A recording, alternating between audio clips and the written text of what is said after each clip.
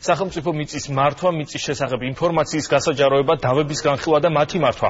ეს იმ პრობლემების ნაწილია, რომელთა მოგვარების აუცილებლობაზეც მსოფლიო ბანკის მიერ ჩატარებული კვლევა საუბრობს. შედეგებზე და პრობლემების გადაჭრის გზებზე მსოფლიო ბანკისა და საჯარო რეესტრის წარმომადგენლებმა ერთად იმსჯელეს.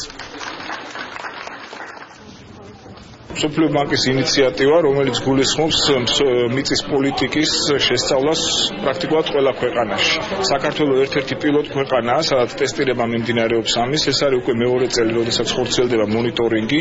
ეს კვლევა პრაქტიკულად მოიცავს მიწის და უძრავი ქონების ყველა ასპექტს. ეს იმას ნიშნავს, რომ ეს არის ურბანული მიწების პოლიტიკა, სასოფლო მიწების პოლიტიკა, ინსტიტუციური და იურიდიული მანდატი, დავების მოგვარება და ასე შემდეგ. ანუ პრაქტიკულად ყველა საკითხებს. საჯარო რეესტრში მიმდინარეობს რეფორმები.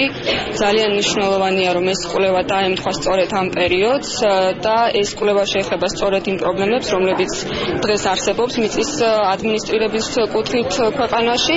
შესაბამისად, საჯარო რეესტრი მაქსიმალურად გაითვალისწინებს ყველა იმ რეკომენდაციას, რომელიც მსოფლიო ბანკის მიერ იქნება დადებული.